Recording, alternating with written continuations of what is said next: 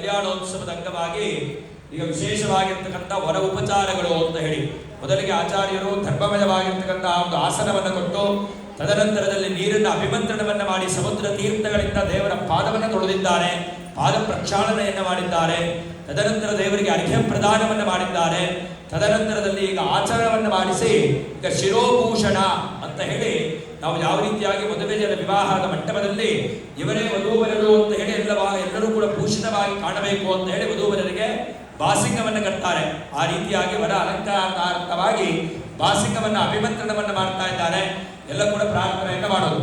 ಓಂ ಶುಭಿಕೇತಿರ ಆರೋಹ ಶೋಭಯಂತೆ ಮುಖಮಮ ಮುಖಗಂ ಯಮಮಯೋಮಯ ಭೋಜಾದೋ ಸಂಜಭಗಂತುರು ಯಾಮಾಹರ ಜಮದಗ್ನಿಶ್ವಂತಾರೇ ಕಾಮದಾನ್ಯೇ ಮಾಂಕಾಮನಜ್ಞೇ ಹಮ್ಮಯೇನ ಸಹವಜ್ಜಸಾ ಶಿರೋಭೂಷಣಧಾರಣ ಮಹೋತ್ತ ಸುಮಹೋತ್ತೋ ವಿದ್ಯನಂತೋ ಸುಮಹೋತ್ತೋ ಅಸ್ತು. ಅನುಸರಣೆ ಮಾಡಿ. ಈಗ ವಿಶೇಷವಾಗಿ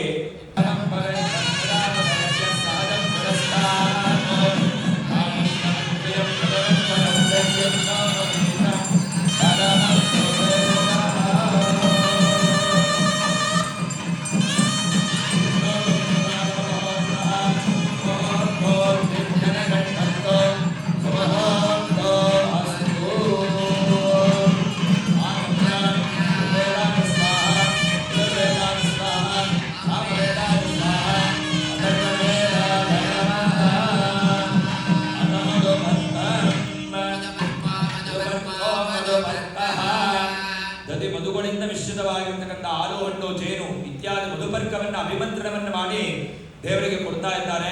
ಭಗವಂತನಿಗೆ ಆ ಮಧುಪರ್ಕವನ್ನು ಕೊಡುವುದರಿಂದ ಎಲ್ಲರಿಗೂ ಕೂಡ ದೇಹದಲ್ಲಿರ್ತಕ್ಕಂಥ ಎಲ್ಲ ವ್ಯಾಧಿಗಳನ್ನು ದೂರ ಮಾಡಿ ಎಲ್ಲರಿಗೂ ಒಳ್ಳೆಯ ಆರೋಗ್ಯವನ್ನ ಹಾಗೂ ವಿಶೇಷವಾಗಿರ್ತಕ್ಕಂಥ ಅನುಗ್ರಹವನ್ನ, ಒಳ್ಳೆಯ ವರ್ಚಸ್ಸು ತೇಜಸ್ಸು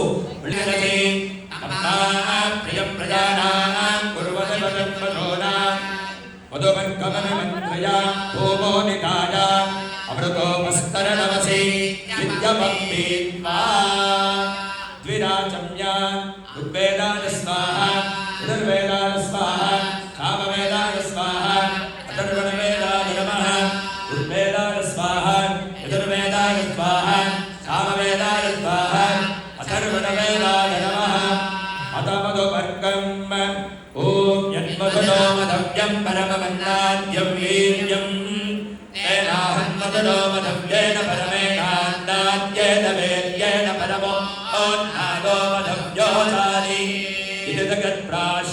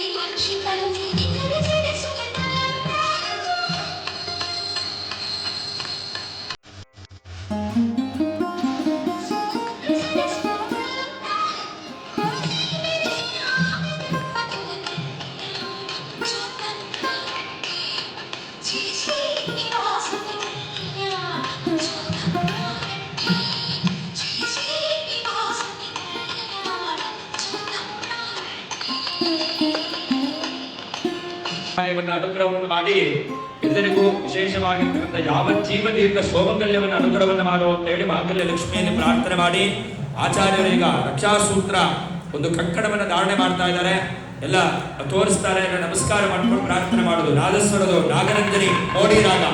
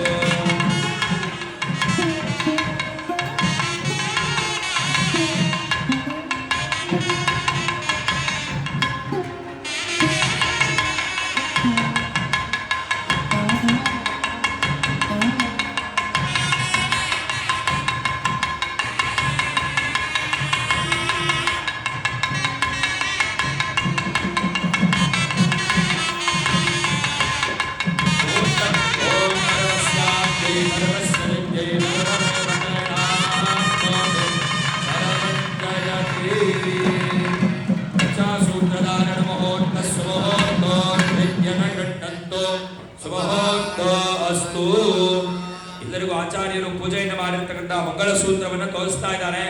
ಎಲ್ಲ ಕೈ ಜೋಡಿಸಿಕೊಂಡು ಎಲ್ಲ ಭಕ್ತಿಯಿಂದ ಪ್ರಾರ್ಥನೆಯನ್ನು ಮಾಡ್ಕೊಂಡ್ಬಿಡಿ ಎಲ್ಲರೂ. ಮಂಗಳಸೂತ್ರ ದೇವತಾಭ್ಯೋ ನಮಃ. ಮಾಂಗಲ್ಯ ಮಹಾಲಕ್ಷ್ಮೀ ನಮಃ. ಭೀಷ್ಟ ಪ್ರಾರ್ಥನಾ ಸಮರ್ಪಯಾಮಿ. ಪದ್ಮಪ್ರಿಯೇ ಪದ್ಮಿನಿ ಪದ್ಮಹಸ್ತೆ ಪದ್ಮಾಲಯೇ ಪದ್ಮದಲಾಯದಾಕ್ಷಿ ವಿಶ್ವಪ್ರಿಯೇ ವಿಷ್ಣುಮನೋನುಕೂಲೆ ಪದ್ಮಾಲಪದ್ಮ ಐಸನ್ನಿಧತ್ಸ. ಶ್ರೀನಿವಾಸ ಪರಬ್ರಹ್ಮಣಿಗೆ ಶ್ರೀದೇವಿ ಪದ್ಮಾವತಿ ಸಮೇತ ಸರ್ವಜನ ವಶ್ಯತಾಂ ಲೋಕ ಕಲ್ಯಾಣಾರ್ಥವಾಗಿದ್ದೆ ಇಚ್ಛಾಶಕ್ತಿ ಜ್ಞಾನಶಕ್ತಿ ಸ್ವರೂಪಿಣಿಯಾಗಿರತಕ್ಕಂಥ ಅಮ್ಮನವರಿಗೆ ಮಾಂಗಲ್ಯಧಾರಣೆ ಶ್ಲೋಕ ಹೇಳ್ತೀವಿ. ಅದನ್ನು ಹೇಳಿ ಇಲ್ಲಿ ಮಾಂಗಲ್ಯ ಪೂಜೆ ಆಗಿ ಮಾಂಗಲ್ಯಧಾರಣೆ ಆಗುತ್ತೆ.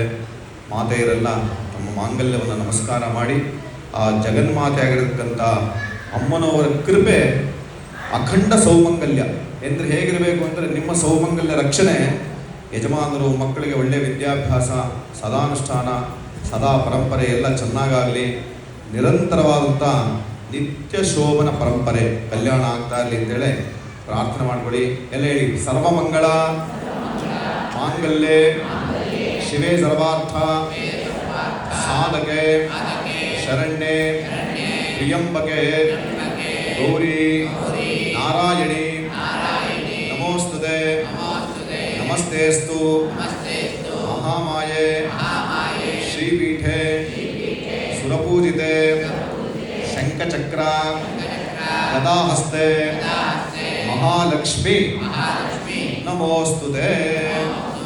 ಇಲ್ಲಿ ಮಾಂಗಲ್ಯ ಧಾರಣೆ ತಾಯಿಯರೆಲ್ಲ ಮಾಂಗಲ್ಯ ಇಲ್ಲಿ ಧಾರಣೆ ಆದಮೇಲೆ ನಮಸ್ಕಾರ ಮಾಡ್ಕೊಳ್ಳಿ. ಎಲ್ಲರಿಗೂ ಒಳ್ಳೆಯದಾಗಲಿ.